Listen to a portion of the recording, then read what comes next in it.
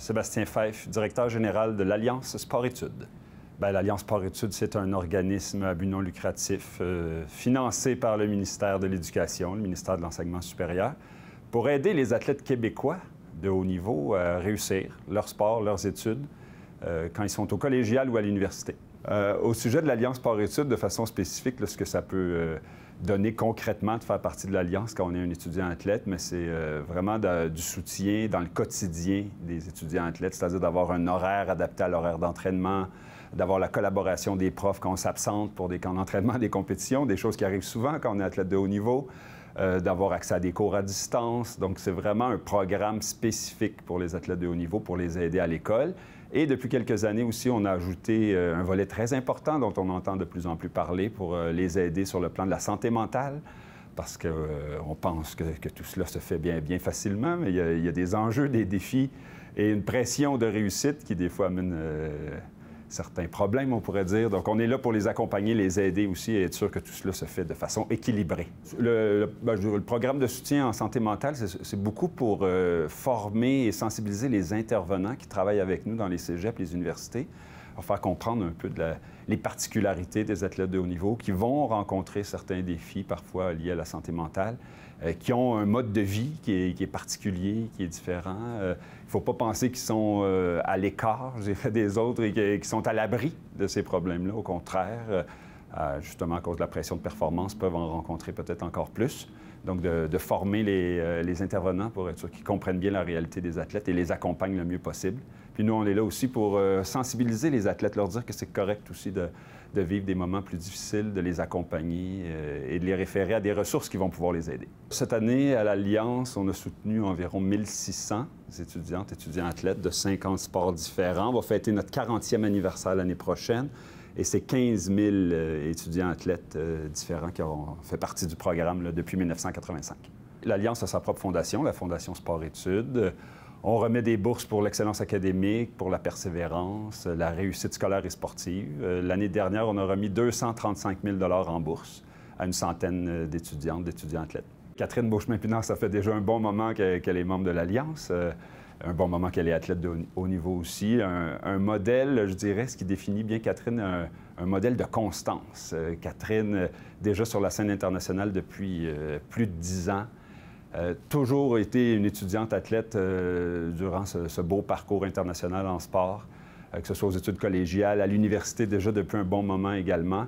Et elle avance année après année, a fini son DEC il y a déjà un bon moment, a fini son bac récemment, continue des études supérieures aussi avec un DESS dans le monde de l'administration. Donc, pour Catherine, ça a toujours été la combinaison du sport et des études qui semble avoir été partie de sa vie. Et cette constance-là est impressionnante. Ça lui a permis de remporter plusieurs bourses aussi de notre fondation, donc plusieurs fois boursière. Et donc, c'est un modèle de réussite. Elle a réussi à atteindre les plus hauts niveaux en judo tout en réussissant à avancer son cheminement scolaire à un très bon rythme. On sait que la conciliation sport-études, c'est pas nécessairement toujours facile. Si on veut réussir à atteindre ses objectifs, il faut profiter de tous les instants. Puis il y a un bon exemple avec Catherine qui était à des Jeux panaméricains.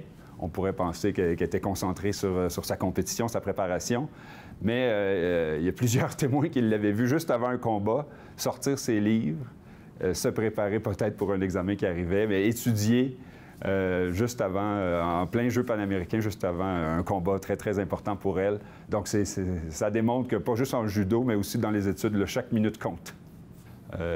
Une anecdote intéressante aussi au sujet de Catherine, qui a déjà été une porte-parole, athlète invitée d'honneur à notre tournoi de golf. Donc, Catherine était arrivée avec sa médaille des Jeux qu'elle venait de remporter. Et c'est sûr qu'elle avait volé la vedette tout au long de la soirée. Avec bonne humeur, Catherine avait fait le tour des 200 invités qui étaient parmi nous. Et après, quand on parlait de l'événement, les gens ne parlaient que de Catherine et de sa participation. Et avait fait ça avec naturel et ça avait été vraiment précieux pour nous de l'avoir à l'événement. Oui, Jacqueline pratique un sport qui, je dirais, est assez complexe à combiner avec les études. La natation artistique, c'est un sport qui demande beaucoup d'heures d'entraînement. Je pense que c'est bien connu. Ce sont de nombreuses heures dans la piscine, de l'entraînement aussi hors piscine. C'est un travail à temps plein. C'est le cas des athlètes de haut niveau, mais disons que la natation artistique, c'est particulièrement exigeant. Jacqueline a fait preuve de créativité et je dirais sa gentillesse, ses forces en communication ont pu faire en sorte que les profs ont été de son côté, même si elle a dû s'absenter souvent, trouver des stratégies pour les laboratoires en sciences. Donc, a fait preuve d'innovation pour arriver à terminer son DEC et ensuite commencer des études en médecine pédiatrique. Donc, original comme parcours du côté de Jacqueline, mais toujours excellente dans les deux volets. Donc, c'est vraiment impressionnant ce que Jacqueline a pu faire jusqu'à maintenant. Pour Jacqueline, j'ai la chance de la connaître depuis quand même un bon moment. Je la connais de l'extérieur, je n'oserais pas dire que je la connais très bien, mais j'ai suivi son parcours longtemps. Je l'ai vue à de nombreuses remises de bourse. Et Jacqueline, je l'avais vue, elle était toute jeune, commençait le cégep. Une première fois qu'elle remportait une bourse chez nous, elle arrive avec... on était en plein mois de mai, une petite robe d'été, des fleurs dans les cheveux, un petit look un peu hippie. Je me disais, elle détonnait par rapport aux autres, mais il y avait ce côté artistique quand même qui paraissait déjà. Et après, quand j'ai vu sa carrière partir, puis je me suis dit qu'elle était vraiment le modèle de la natation artistique, ce côté, oui, artistique, là, dans l'aspect esthétique peut-être, mais en même temps, quand elle performait, c'était un tourbillon. C'est exceptionnel, là, toute cette capacité à la fois d'être esthétique, le souci du détail, mais de faire exploser la piscine avec leur puissance, leur énergie. Donc, Jacqueline, c'est vraiment ce que j'avais remarqué déjà dès le début et qui a continué tout au long de sa carrière.